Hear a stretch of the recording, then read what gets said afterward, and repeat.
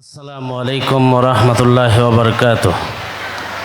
ইন্নাল হামদালিল্লাহ ওয়াসসালাতু ওয়াসসালামু আলা মাল্লা নাবিয়্যা বা'দা, আম্মা বাদ।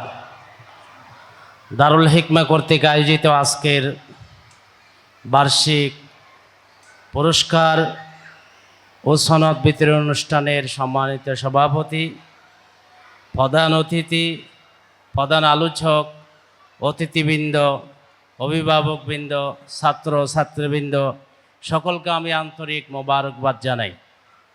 পবিত্র কোরআনে আল্লাহ রাব্বুল আলামিন ইরশাদ করেন, ইন্না আনজালনাহু কুরআনান আরাবিয়ান লাআল্লাকুম তাকিলুন। আমি কোরআনকে আরবি ভাষায় অবতীর্ণ করেছি যাতে তোমরা বুঝতে পারো। আরবি ভাষা এমন একটি ভাষা, যেই ভাষা কবরের ভাষা, যেই ভাষা জান্নাতের ভাষা, যেই ভাষা আমাদের ধর্মীয় ভাষা। কোরআন সুন্নাহ মতে আমাদেরকে জীবন পরিচালনা করতে হবে, কিন্তু আরবি ভাষা যদি আপনি না বুঝেন, কোরআন সুন্নাহ থেকে সঠিক মর্ম বের করা আপনার জন্য কঠিন হয়ে যাবে। তাই সেই কারণে বিশ্বব্যাপী আন্তর্জাতিকভাবে যেমন আরবি ভাষা, ইংরেজি ভাষাকে প্রাধান্য দেওয়া হয়, ঠিক তেমনি আরবি ভাষাকেও দ্বিতীয় স্তরের মধ্যে রাখা হয়। জাতিসংঘের অফিসিয়াল ভাষার মধ্যে ষষ্ঠ স্থানে এই আরবি ভাষা রয়েছে, এবং জাতিসংঘের মধ্যে যে সমস্ত বার্ষিক প্রতিবেদন তৈরি হয় তা বিভিন্ন আরব রাষ্ট্রের অনুরোধে আরবিতে অনুবাদ করে সে দেশে পাঠানোর ব্যবস্থা রয়েছে। বিশ্বের মধ্যে প্রায় আরব লীগের অন্তর্ভুক্ত 22টি রাষ্ট্রে রাষ্ট্রীয় ভাষা হিসাবে, জাতীয় ভাষা হিসাবে আরবির স্বীকৃতি রয়েছে, এবং বিশ্বে প্রায় 550 মিলিয়নের লোক, প্রায় 55 কোটি লোক আরবি ভাষায় কথা বলে থাকে। বাংলাদেশে আরবি ভাষার শিক্ষা মাদ্রাসার গণ্ডিতে দেওয়া হয়, শুধু এটা একটা সীমাবদ্ধতা। আসলে আমাদেরকে আরবি ভাষার শিক্ষা সমস্ত স্তরে দেওয়া উচিত। স্কুল কলেজেও যেখানে যেখানে ইংরেজি সাবজেক্ট থাকবে, পাশাপাশি আরবি ভাষার, আরবি শিক্ষার সাবজেক্ট থাকা এটা সময়ের দাবি। আমরা দেখি প্লে নার্সারি থেকে ইন্টার লেভেল পর্যন্ত প্রতিটি স্তরে ইংরেজি সাবজেক্ট রাখা হয়। ঠিক তেমনি ভারতের মধ্যে কিন্তু এটাকে গুরুত্ব দেওয়া হয়েছে, ধর্মীয় কারণে নয়, বিদেশি মুদ্রা অর্জন করার জন্য, রেমিটেন্স অর্জন করার জন্য। বাংলাদেশে প্রায় 56টি সরকারি বিশ্ববিদ্যালয় রয়েছে, সেখানে মাত্র 60টি বিশ্ববিদ্যালয়ে আরবি বিভাগের অনার্স রয়েছে। চট্টগ্রাম বিশ্ববিদ্যালয়, ঢাকা, রাজশাহী, কুষ্টিয়া ইসলামী বিশ্ববিদ্যালয়। কিন্তু ভারতে দেখেন, সেখানে সরকারি 30টি বিশ্ববিদ্যালয়ে আরবি ভাষার উপর অনার্স রয়েছে। তার কারণ, এমনকি যেই বিশ্ববিদ্যালয় শুধুমাত্র হিন্দুদের জন্য প্রতিষ্ঠিত, সেখানে আরবি ভাষার অনার্স রয়েছে। তার কারণ বৈদেশিক মুদ্রা অর্জন করার জন্য। মধ্যপ্রাচ্যে গিয়ে আমাদের মানুষ যেন হিমশিম না খায়, ভালো মানের বেতনে চাকরি পায়।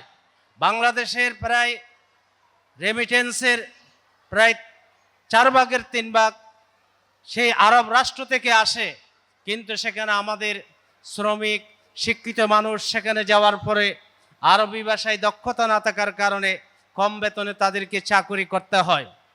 তাই বাংলাদেশের, আমি মনে করি যে বাংলাদেশের প্রতিটা প্রাইমারি স্কুল থেকে নিয়ে ইন্টার লেভেল পর্যন্ত যেখানে যেখানে ইংরেজি রয়েছে, সেখানে সেখানে আরবি সাবজেক্ট থাকা দরকার, ধর্মীয় দৃষ্টিকোণের দিক দিয়েও এবং অর্থনৈতিক দিক দিয়েও। বর্তমান বাংলাদেশের মধ্যে প্রাইভেট মাদ্রাসার জোয়ার হয়েছে।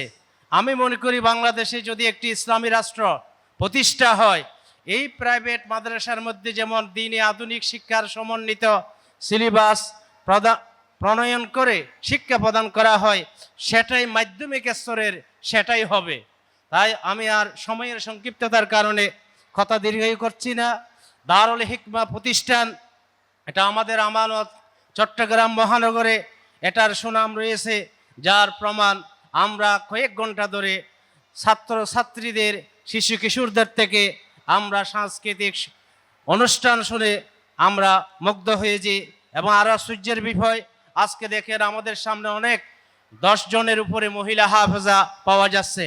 আমরা চাই এভাবে হাফেজ আলেম মহিলাদের মধ্য থেকেও বের হবে, এবং এটা হচ্ছে। আমাদের চট্টগ্রাম পিছিয়ে রয়েছে। গত বছর হায়াতুল উলিয়ার রেজাল্টের মধ্যে আমি দেখেছি দৌরা হাদিস পরীক্ষা দিছে প্রায় 33,000, সেখানে 18,000 পুরুষ, 15,000 মহিলা দৌরা হাদিস পাশ করেছে। তাহলে এভাবে আগামীতে সমান সমান হয়ে যাবে। 20,000 যদি পুরুষ দৌরা হাদিস পাশ করে, মহিলাদের দৌরা হাদিসের সংখ্যাও 20,000 হয়ে যাবে। গত বছর মাত্র 3,000-এর ব্যবধান।